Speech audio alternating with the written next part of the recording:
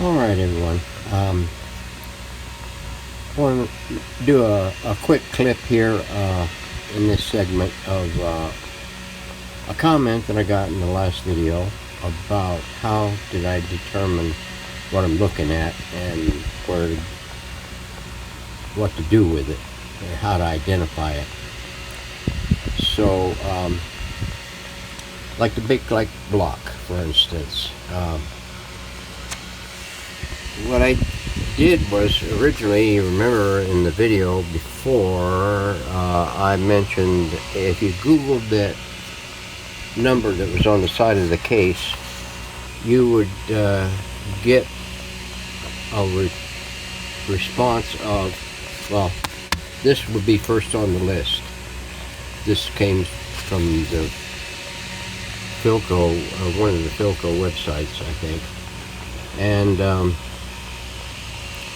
this has the bakelite condensers, and it tells you something about it and gives you illustrations. And in there we had a 3903 ODG. Well, as the master says, there was no designation for that. Well, yeah, oops, I'm not sure if they missed it or what, but it doesn't show up on page 2 as a discontinued bakelite condenser and what its replacement is, because all the 3903s that they have listed here don't show an ODG as a replacement. There is a 3903-S that goes to a 3903-DG designation, but there is no ODG designation for that series. So, and actually in here what they showed was condenser using high melting point was wax have an additional letter O placed between the numerals and the last two letters of the above code. For example, 3165 ODG. If the wax is of standard type, the O is omitted.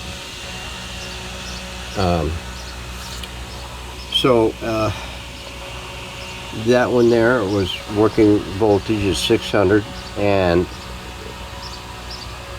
3903 DG, the O was omitted, and that means it uses a standard type of wax. They call it wax. I call it tar because it's just like tar. I mean, if you look at it, it'll get on you. I mean, so don't be looking at it too long. Yeah, and wear gloves. I don't worry about it. You know, I'm 74 years old now, and I ain't gonna live forever, so I'm not gonna worry about every little piece of speck that travels up my nose or in my skin or anything else like that. I've had enough. So I'm not gonna worry about it. If you're 50 years old and everything, and you live the life of Riley and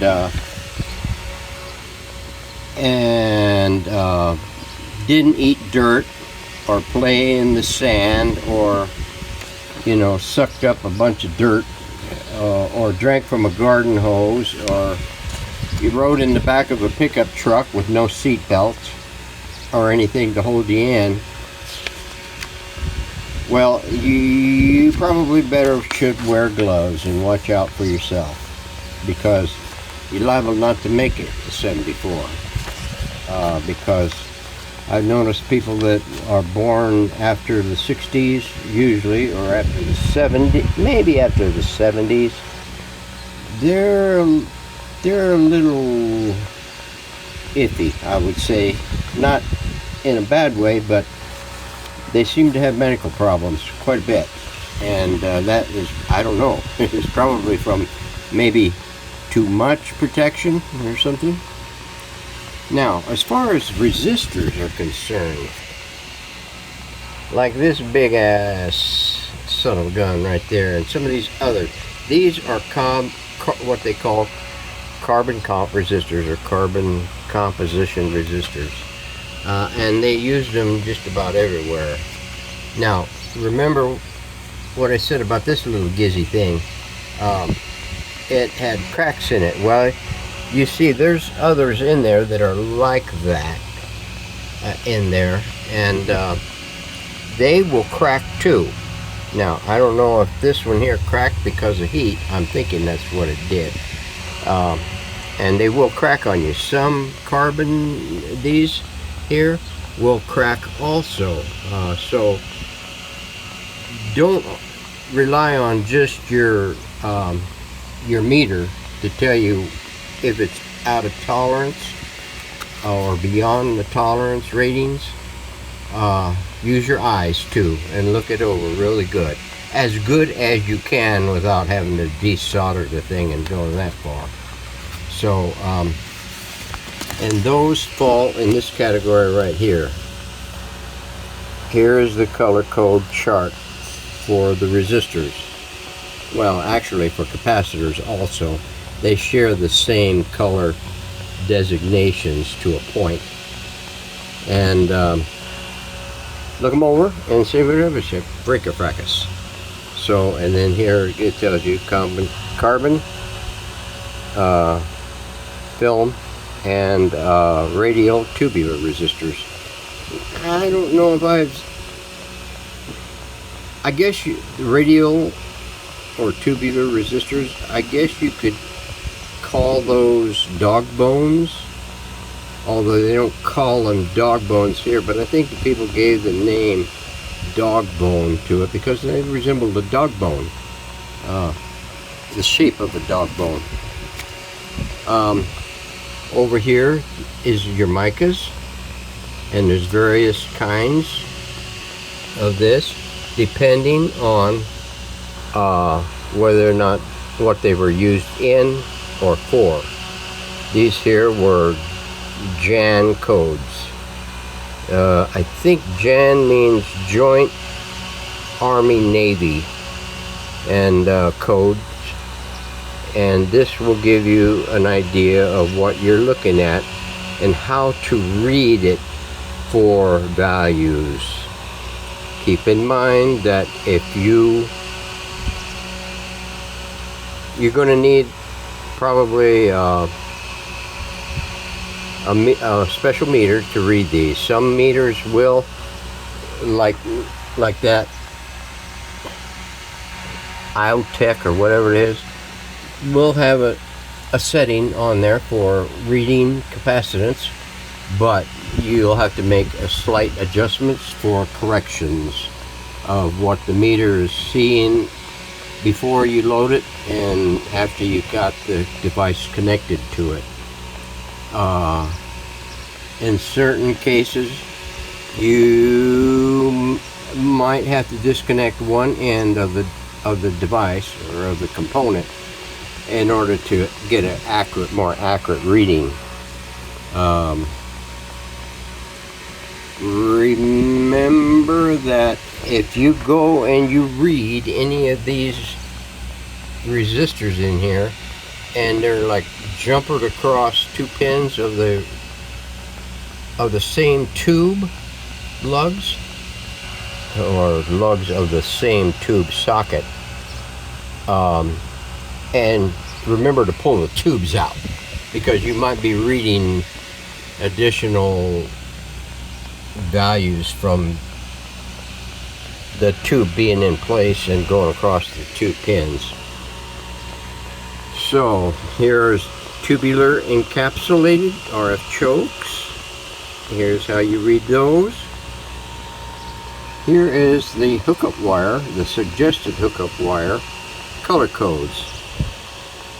Black is for grounds and returns, browns, filament splash, bush, blah, beta, fighter, and yabba dabba doo. And, but those are just suggested codes. Not everybody followed it. And certainly not the Canadian manufacturers. You know, when you get like an RCA that was made in Canada, and you get it here and everything, it's liable to throw you a curve. So keep that in mind too. Foreign radios like Grundigs and Blaupunkts and Frickerfrackuses, do your homework before you jump into something like those, because you're liable not to find a diagram chart for those, or schematics, including the additional information that you will require when you go and get it completed for your refurbishment or your restoration, or just trying to get it working, because you will need, for instance, not all radios have a string guide, a dial string guide. Others may not need them, because the needles or the indicators are mounted right directly on the shaft and travel in what they call a speedometer orientation, like around the clock. Especially needed information will be all the alignment information that you will need to realign the radio for proper operation. You'll need that. Here is, now see, these here resemble a dog bone, and these here resemble carbon comp. And I haven't run across any like this, but I have like this and have like that. And the dog bones. You'll find the dog bones in pre-40s radios, like anything in the 30s, maybe the 20s, late 20s, 30s, and up to 40, maybe even 41, but not beyond that. You'll find the regular carbon comp like these. These here may throw you a curve. See, like this one here, it's got bands on it, clearly identified bands. Some may discolor from heat, and that'll throw you a curve. That's why I always say, get you the schematic first before you start dinking around in the radio and wondering what the hell you're looking at. Get your schematic and compare it to the schematic, and make sure that you get your P's and Q's, and you dot your T's and cross your I's. Yeah, like I do. And then what you'll find is stuff that looks weird, like this one here is all brown body with a little silver band on one end and a little green band on another end. Well, this one here has a special, what they call a BED resistor, body end dot. So some of these back in the old days, see, some of these, the band in the middle of the thing, like that green one, that would be considered a dot. But they did put dots on them, and trust me, you'll find them if you do any at all. So what you would read here is a red would be a 2. End on this one is red also, so that would be a 2. And green is the dot, that would be a 5. So that would be a multiplier of 5, or 5 zeros after the last number. So it'd be 2, 2, and 5 zeros, or 2.2 meg. That's how you determine what the values of those are. Go in, measure it, and see what it reads. And if it's over tolerance, pull it and replace it. flex resistors.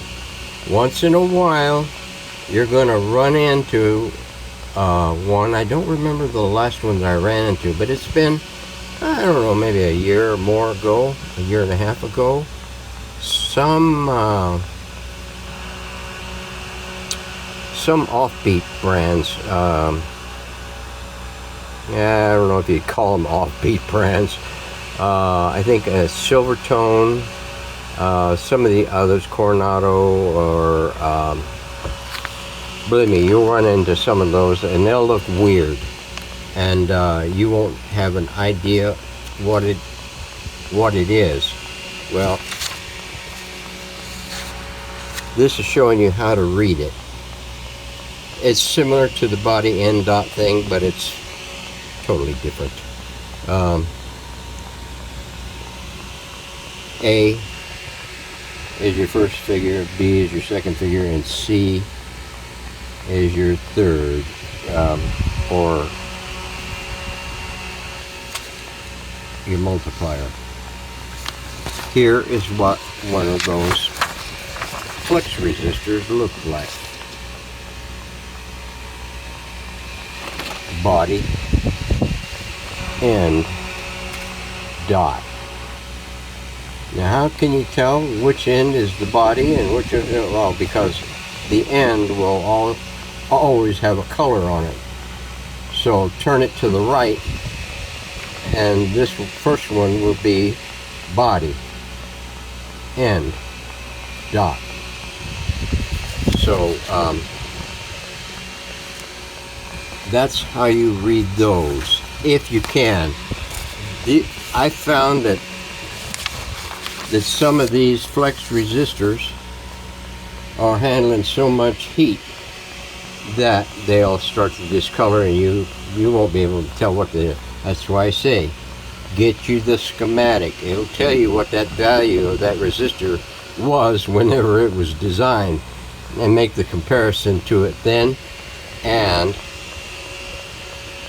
just keep in mind, if you're gonna attempt something at this, keep your phone or your laptop or your desktop computer handy, and just Google it, and you'll find all kinds of crap out there pertaining to what it is. And then don't forget, you still got the forums. The forums is a good place to get information or to glean information from past posts. Yeah, you may have to subscribe or may have to join the thing, but it doesn't cost anything.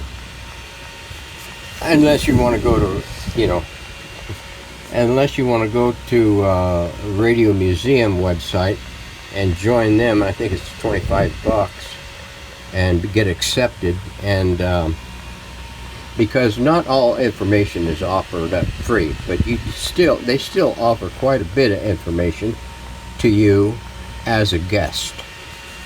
So anyway, that's boy, Gabby Hayes. So now what I'm going to move to do is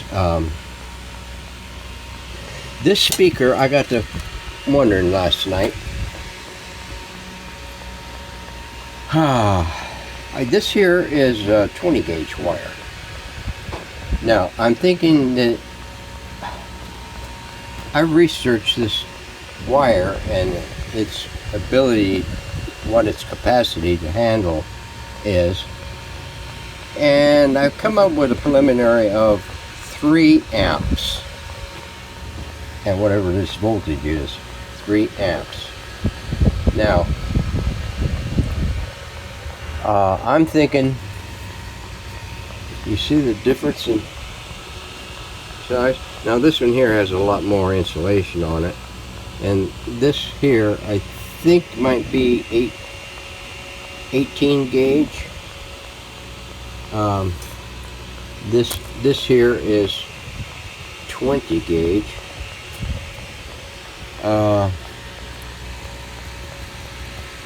But this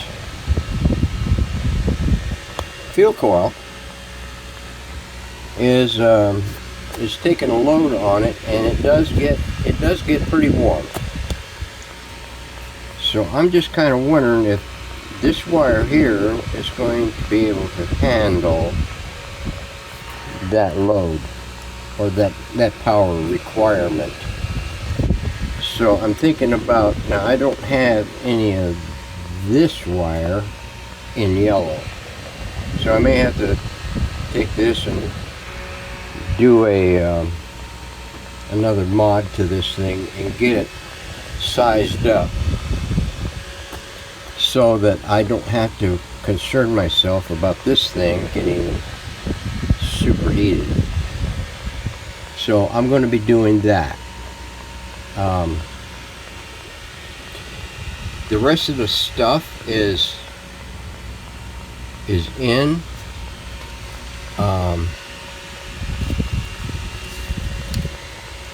And ready to start topping it off, getting the other components loaded up on it. I've got the tuner ready. I've got the volume pot ready. I've got the lamp sockets cleaned up. I just need to tie in the new lamp feeds to them. And the tower and the wheel for the indicator are ready to go back on. So I got to get this on there first. Well, don't have to, but it would be better if I got it on there so I don't have to work around anything. So let's see, hopefully this fan is not blowing me out as far as the audio for this segment is concerned. So it is the 20, what is this? the 25th. Yes, the 25th of June 2024. It is 1 o'clock in the afternoon, and it's pushing 104 degrees here in the dungeon. Yeah, sometimes you need to go through hell in order to get to heaven. So hope everybody got something out of this video. I hope that answers my subscribers' question, and possibly any others that may happen. And we'll see you on the next video segment. Thanks for watching.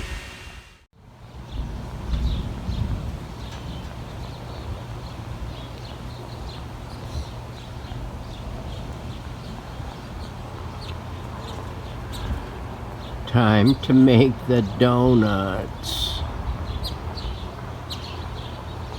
Boy, it's cooled down quite a bit. I mean, it is cool, man. It's about 80 degrees in the shed. I can't believe it. It was pushing 102 earlier, about 2.5 hours ago.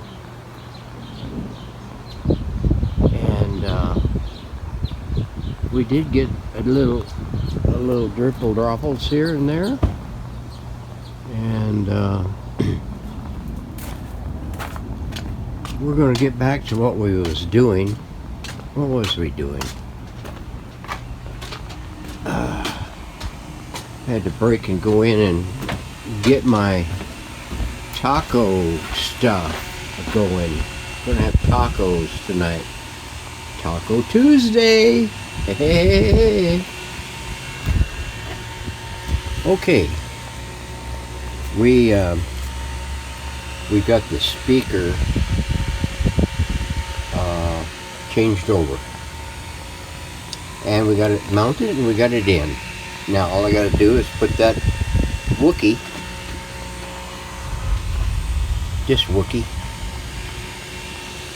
right there. And we are in business. Now the other thing I'm going to need to do on this is get a fuse on it. But, not a fuse but a fuse. But a fuse? Got everything but a fuse. I could put a panel mount fuse holder in this side or in that way, because I got room right there in the corner, but I don't have room in the cabinet in case it goes bad. And back here is blown out by all these wookie-doos here. Got a labeling there. This would be a good area to put it in, but wait a minute. I might be able to get it in here. Yeah. No. I'm gonna put, this has got a back cover on it. I want to adapt this thing for phono input, or whatever input, whatever you want to put in to it. So I think what I'll do is put a under chassis fuse right here in the corner. Let's see, I should have something in here that I can use right there.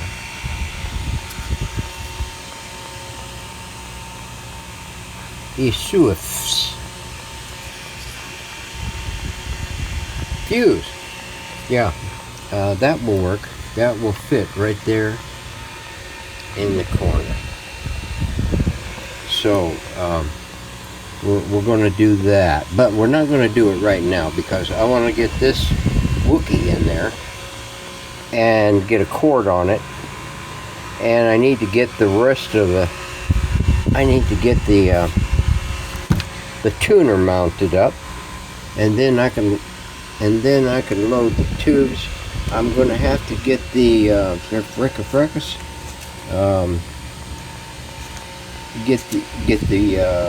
the volume control on it.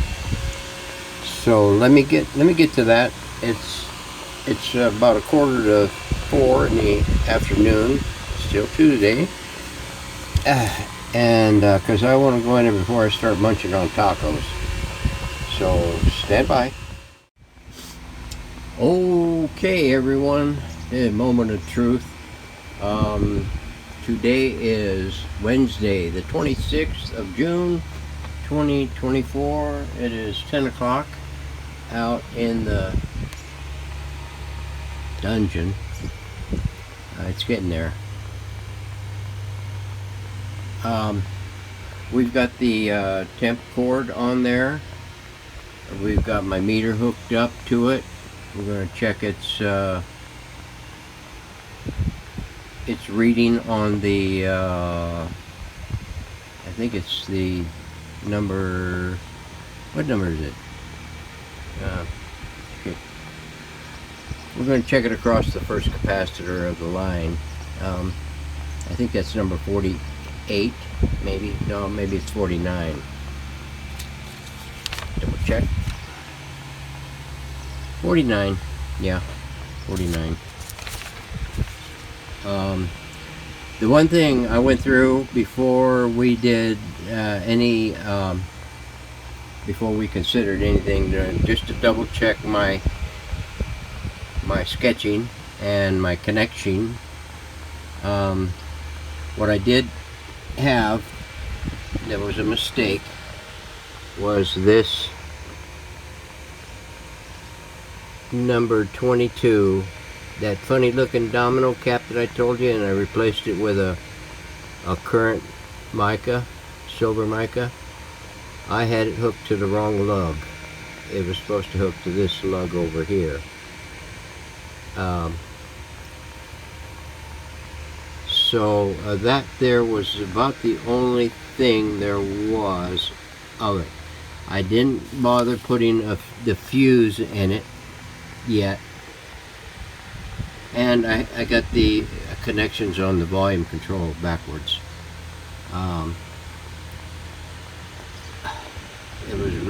in reverse.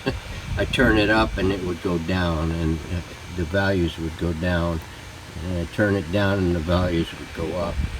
So we did that. We double checked all our other connections, and we're ready to light this candle. And we put that over there. Oh, we took the protection off of this so we don't get a rumble or a bumble or a tweedledee.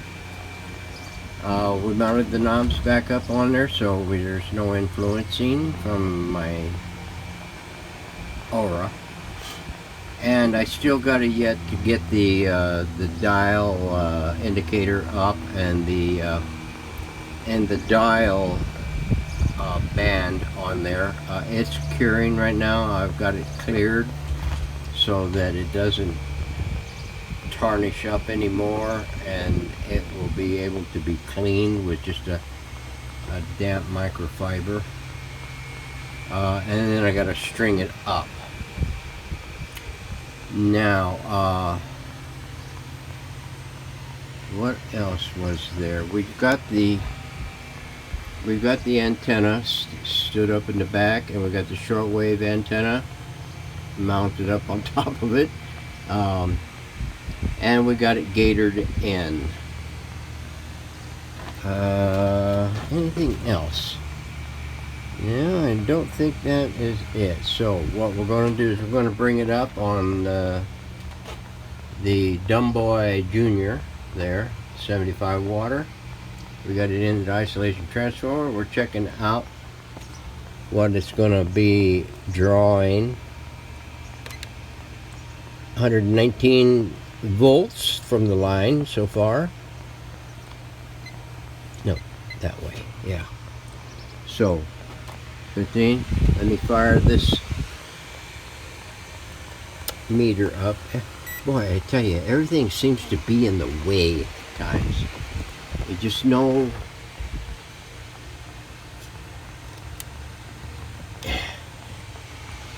escaping obstruction. Man, it's everywhere on this planet. So, I don't have the dial lamps mounted up yet. I've got this one with a power line ready to go when I get there. I wanted to get this, and I tried to do it last night, and it just wasn't working out because I'd run into this and run into that, and so I spent most of the time just double checking my stuff. So we'll turn that on and volume up a little bit so we can tell that it's doing something, if it does anything. I'm going to power that up. Hey, we got a little bit of a indication there. 170 calocoms. Are we going in the right direction? 180, 190, 21, 20 microfracas. We're getting some lamp. Oh, we're getting some stuff on the speaker. Yeah. So, boy, you can sure feel the heat breathing down. We got full sun this morning after it rained last night. It rained most of the night. I could hear it hitting the darn roof of everything. So, it's pretty drab today, this morning. So, what do we got over here? We got 233. 233. I think the sheet, let me get the sheet. I need my sheet. 285, that's where we're connected, across number 49 right there. It says 285, we're at 233. So we got a ways to go, and we're on the 75. We're on the AM band, so let's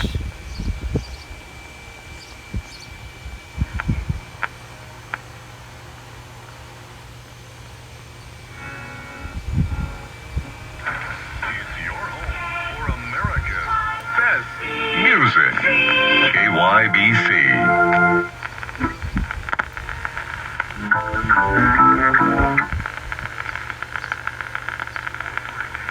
I do have the long wire hooked to the back of the main loop because we're going to check the next couple of bands too. I want to see if there's anything coming through on those.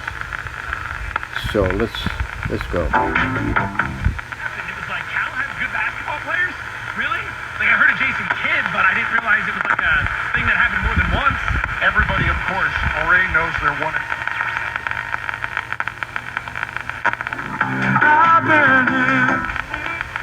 That's images of our local station.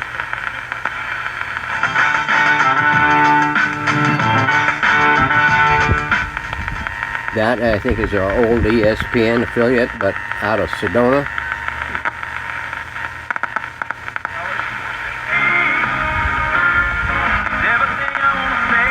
That is a country station out of Flagstaff.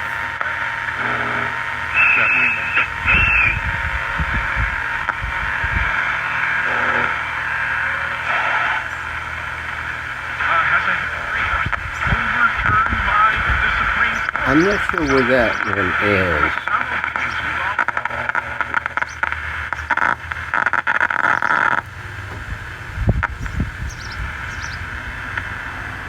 Gotta go through and make sure we got all our grounds in and everything.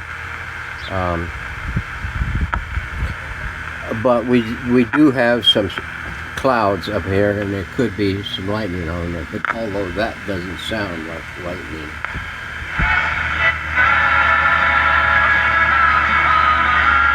I don't know where that is. It reads very well, by the way. And I don't know where that is.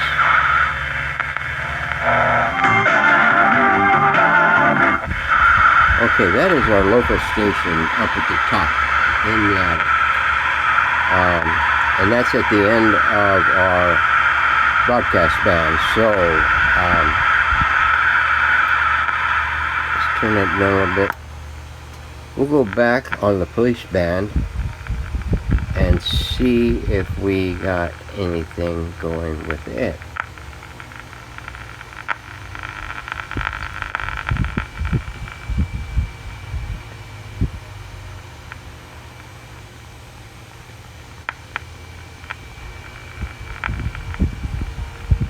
There shouldn't be anything on this band other than our local station, because I noticed it only goes to 3.5. Now, you might be able to pick up, it might be able to pick up 2.5, that would be WWV out of somewhere on this planet.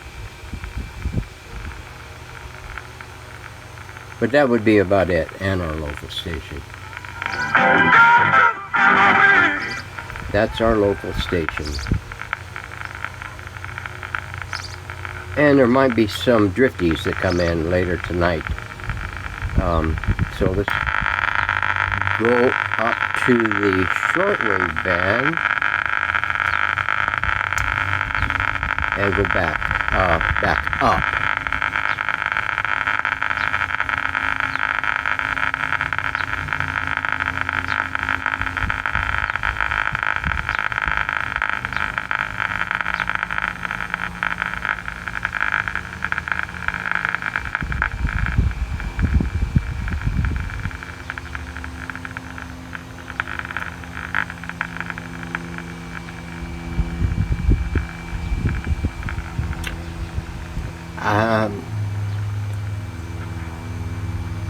The humidity has been increasing around here, and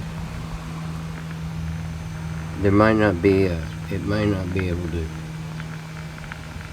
ring out those frequencies right now because the sun is full blast. You can really feel the heat coming down.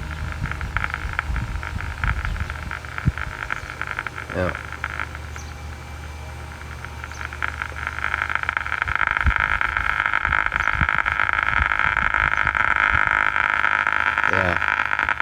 if it'll do that, it'll pick something up, but it's got to come through later. So let's turn that down a little ways. Let's go back to the broadcast band, and what we will do. Central Arizona.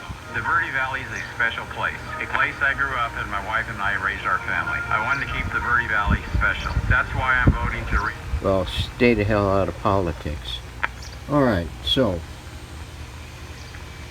we've got it in between stations here. Let's push the push button on number 1, and then we'll come around here and see if we can dial something in on the push buttons. Get you back here so I don't bump you or poke you or drop you or whatever. And we will come up here. Now this one here would be button 1, far left, oscillator, antenna, if you're going to tune them in. So we're going to tune the oscillator in first.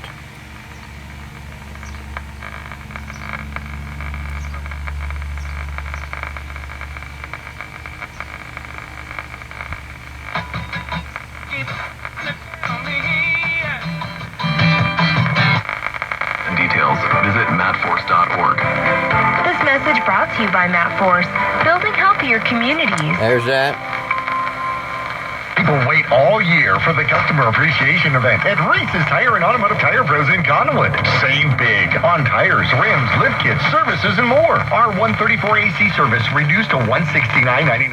1234 YF AC services are Do the oscillator first, dial in your station that you want, and then do your antenna and bring it into the loudest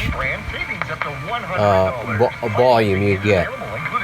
Now let's go to number 2 and see what we get there. For my sisters and their husbands and daughters.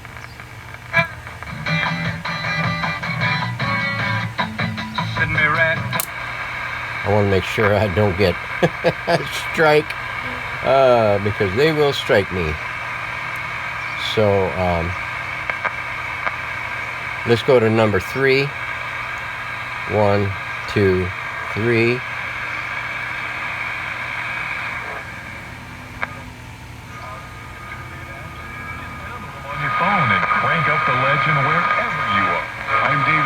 I think that's Flagstaff. Yes, it is. Partly sunny with a chance of showers and thunderstorms. Highs will be in the low 80s. Tonight, 2 lingering showers possible. Otherwise, partly cloudy. You see how that came up? Bring your station in. Get the clearest sound you can get out of it. Leave it. Go to the antenna trimmer and bring it into the loudest volume. That's how you set all of those.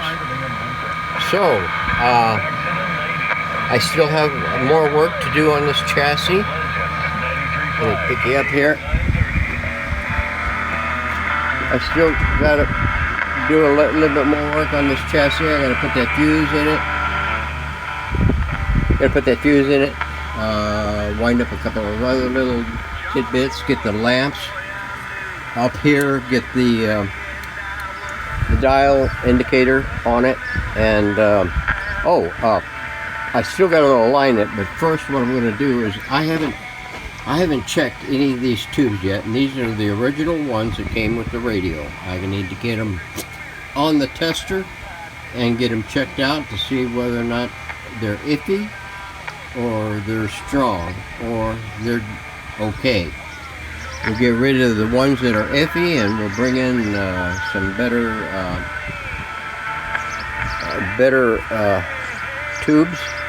And then what we'll do is we'll give it a fire up. We'll check it out. We will go through and prepare it for a full alignment. So that's it for this video. I'm sorry it went so long. You guys enjoy your hump day and get all the humps you can. Like and subscribe, and leave a comment or two. Let me know what you think. We'll see you on the next one. Thank you.